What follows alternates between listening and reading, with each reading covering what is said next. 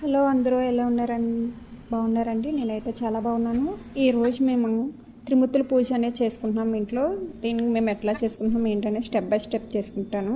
ప్రతి ఒక్కరూ కూడా చేసుకోవచ్చు. ఇది కార్తీక మాసంలో వచ్చే ఎవ్రీ సండే అనమాట. ఎస్పెషల్ అయితే పౌర్ణమికి ముందు వచ్చే సండేస్ అయితే బాగా ఫేమస్ ఇది.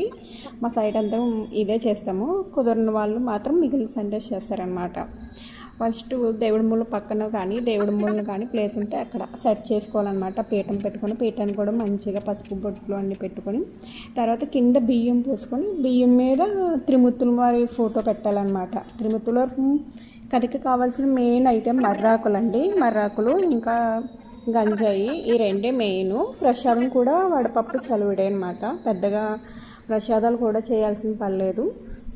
ఫస్ట్ మనం పీఠం పెట్టేసుకొని దాని మీద స్వామివారి ఫోటో పెట్టుకొని ఇంకా పత్తుర్లు మర్రాకులు మామిడాకులు గరిక ఇవైతే మెయిన్ వేస్తారు. అవి వేసుకున్న తర్వాత 3 చెంబులు పెట్టాలన్నమాట. 3 చెంబులు కలిసం బ్రహ్మకి విష్ణుకి మహేశ్వరుకి అన్నట్టుగా 3 చెంబుల మీద 3 కొబ్బరికాయలు నార్మల్గానే పెట్టేసేయాలి. కొబ్బరికాయలు పెట్టిన తర్వాత 3 దేవుళ్ళకి మళ్ళీ సెపరేట్గా 3 దీపం ప్రమిదలు అనమాట. ఇదైతే మా ఊర్లో అయితే అమ్మ అప్పటికప్పుడే చెరువుకి కానీ ఎక్కడికన్నా వెళ్ళి మట్టి తీసుకొచ్చి అప్పటికప్పుడే చేసి ఎండబెట్టి చేస్తారు. ఇక్కడ మనకి సిటీలో ఉంటాం కాబట్టి అవన్నీ దొరకవు. అందుకని నేను ఇంట్లో ఉన్న ప్రమిదలతోటే పెట్టేస్తున్నా కడిగేసుకొని నీట్గా. 3 దేవుళ్ళకి 3 ప్రమిదలు వేరుగా, మళ్ళీ 3 సాంబ్రేణివి దీపాలు కూడా సెపరేట్గా వేరు పెట్టాలి. ప్రసాదం కూడా అంతే 3 దేవుళ్ళకి 3 వేరు సెపరేట్గా పెట్టాలి. తమలపాకు ఒక్క మీద వేసి అనమాట.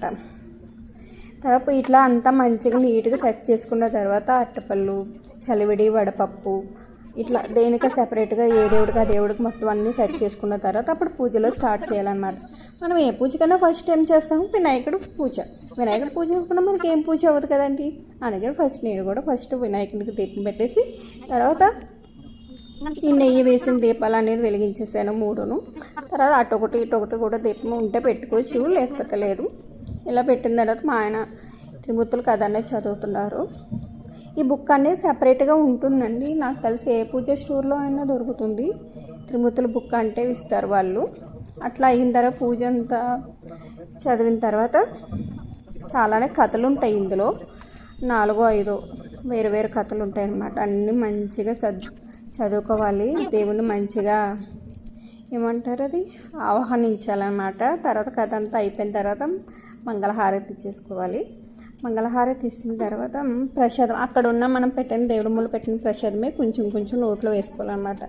ఇక్కడ చదివిన వాళ్ళకి లేదంటే